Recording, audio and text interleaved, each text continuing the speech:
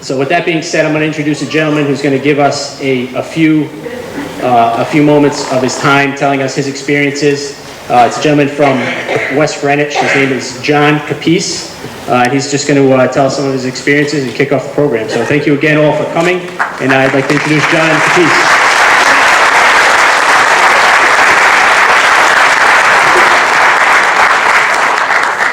Hello. Is that too loud? No. My name is John Capice, and I've been asked to introduce Congressman Langevin.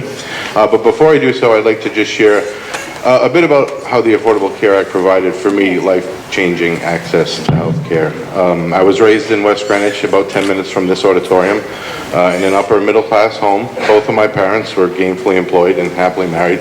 I graduated from Exeter West Greenwich High School and subsequently attended Rhode Island College.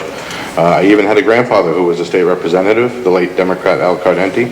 I had an ideal upbringing right here in the Pine Belt of Rhode Island, as it were. However, 5 years ago, I found myself on the precipice of suicide. I was an opiate addict with a $300 a day habit who was ripping, running, and stealing to make my selfish ends meet during the day and guzzling a half-gallon of whiskey each night. Moreover, I was suffering from undiagnosed PTSD, unbearable depression, and dispiriting anxiety. The nuanced stories of my life's changes are not important to this speech. What is important is that you all realize this happened to me, one of your neighbors, a kid with all the potential in the world who was nurtured in the most ideal of environments. What is important is that if it happened to me, it can happen to your son or daughter, your father or mother, your brother or sister. Statistically speaking, each person in this room has someone in his or her family that is suffering from an addiction or an undiagnosed mental illness. I am not exaggerating when I tell you that I am alive today because of the care I received through the ACA. In order for me to get healthy, I needed a lot of help. Help that, had I no insurance, my parents would not have been able to afford, and help I, in turn, would have been denied. However, because of the ACA, I was given access to the assistance I so desperately needed. A week in a detox facility, 3 months in an intensive outpatient program, followed by an added 3 months of outpatient counseling. Additionally, I was referred to Day One, a facility that specializes in trauma counseling, and Thunder Mist Health Center, where I was paired with a doctor that specializes in addiction treatment. The ACA granted me access not just to health care, but quality health care with clinicians who are concerned about me and my well-being.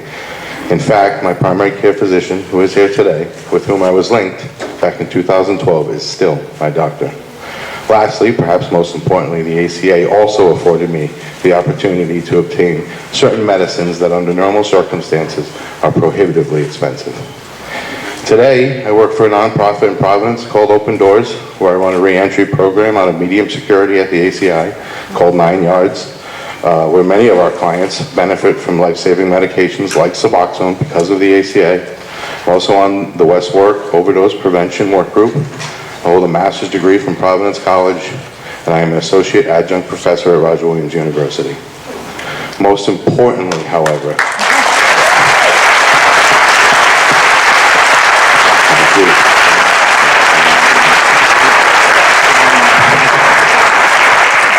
rather unexpected.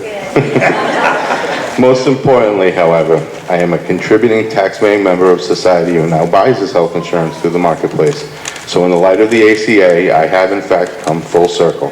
From a deadbeat drug addict whose life was turned around by receiving Medicaid-assisted health insurance to a man who now pays into that same system so that others may have the opportunity to do as I have done. Yeah. Thank you for listening. Thank you very much.